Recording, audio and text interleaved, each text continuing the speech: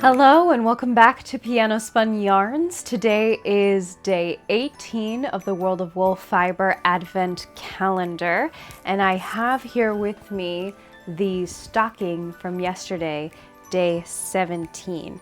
Now, if you were here earlier, you might remember that I had said that I felt like no matter what I did, I couldn't spin it too thin, like everything just kept coming out a little too thick.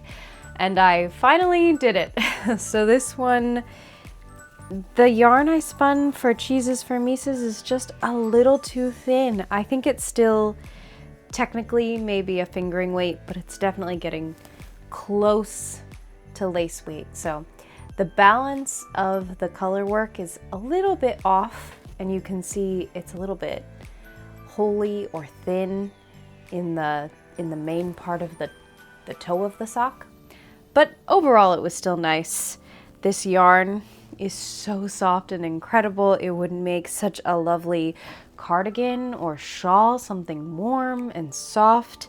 I really love this blend, and I love its subtle, creamy color. So this one turned out really well, if not a little bit thin. So I'm gonna hang it up behind me. We didn't get to see me hang day 16 yesterday, but rest assured it has made it onto the calendar. Beautiful. And today we're going to open up day 18. So let's see what day 18 is. Day 18 is called Shoemaker. And this is what our bag looks like. I like these, the gingerbread houses and the bells and the gold. They're really pretty. Now, the shoemaker makes me think of the story of the shoemaker and the elves, which is a story where elves come in and work for a shoemaker every evening and help him build his shoes. I don't think of this as a Christmas story.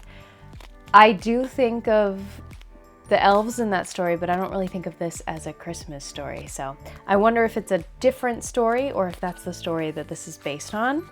And our mix here is Faroe Island, South American, and bio nylon. Faroe Island is something I've never heard of before or worked with. South American, I think, is very, very similar to a Cormo or a Merino.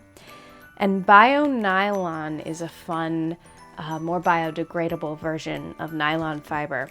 From last year, I remember that it can be a pretty tricky spin. It's very sticky with itself. It could also be a lot of fun colors, so I'm curious about what this is. I have no idea what the colors might be. Let's find out. Oh, Faroe Island is definitely a primitive breed. That feels very, very primitive. Oh. Very interesting. It almost feels like a thicker adult Shetland. It feels a little bit like a double-coated breed.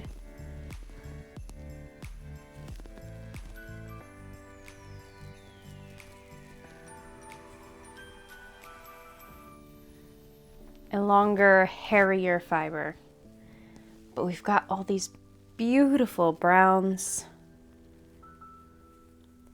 tans and creams. Again, that sort of like humbug stripe. And it feels very warm on my hand. So let's find out about the shoemaker and this particular blend. You may have noticed that my voice is a little tired. I'm sure you've seen the last 2 days that I have been working hard. We're getting close to that Christmas break time of year, but it is a lot of work up until then. A little vocally tired. Day 18. Shoemaker, 50% Faroe Island, 25% South American, 25% bio nylon.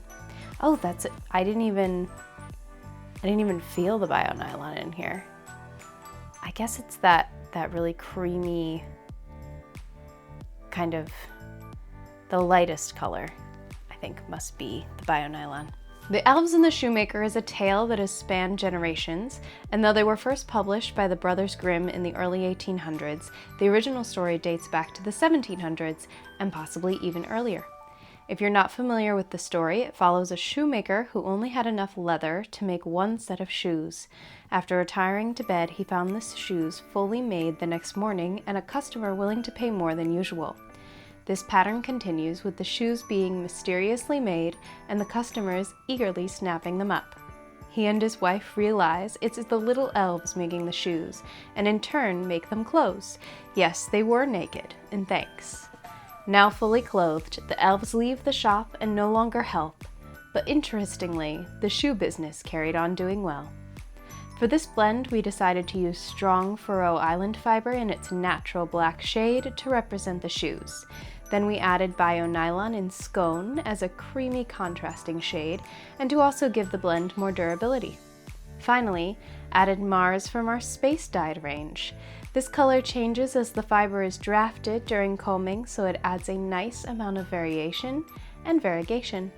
With shoes in mind, this would make a cracking sock yarn. Interesting. We are making a sock weight yarn and we will be making a sock with it, so this one might be just perfect.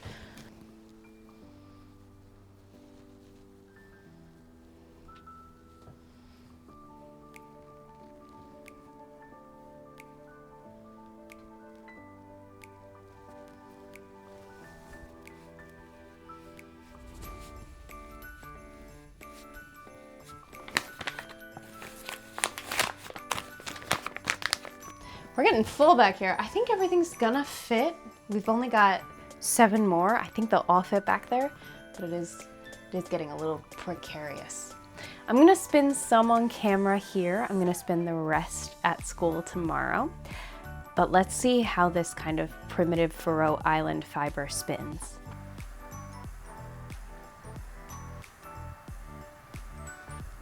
I am definitely getting that thing happening that I noticed with bio-nylon last year. I don't know how to describe it. It's almost like hitting a little well. When you get a spot of bio-nylon, it like all sticks to itself and pulls out. You know what it reminds me of actually? If you've ever had that Ben & Jerry's core ice cream, and you start at the top and you get that like core of caramel, and then if you're like me, you just dig straight through the core and you eat all the caramel first and then there's no caramel left. That is kind of what spinning the bio-nylon is like. It'll just pull it all up and leave everything else around it until you're way down into the bio-nylon stash, I guess you could say. And then it'll start spinning everything else around it.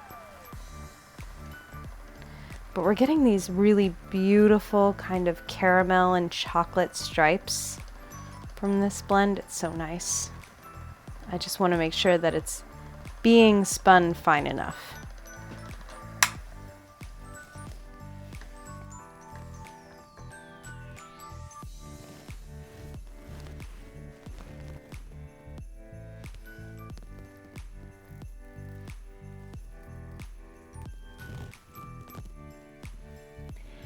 What that yarn is looking like at the moment. I think it might be a little thick actually, because Faroe Island, even though I've never worked with it before, it definitely feels like one that's going to spring up when it gets set and washed. So I'm going to work on spinning it a little bit finer than that tomorrow, and when you see me next, I will have this yarn finished. Here is the yarn for the shoemaker. Now this yarn has a really, really primitive feel. I would say it's probably best as like a rug yarn. It is not something that I would probably wear as an accessory because it's not very soft. It's not nice to the touch. But that being said, the colors are really lovely. And the structure came out really, really nice. So there is our yarn for day 18, shoemaker. I love the light browns in there, the creams, And I'm gonna pair this one with green. We haven't used green in a long time in our contrast colors. And I keep pairing green with these like browns or grays, but it's just because they work really nicely and there's not a whole lot that green goes with otherwise. So I'm gonna knit this into a stocking for day 18 and you will see me tomorrow. Bye.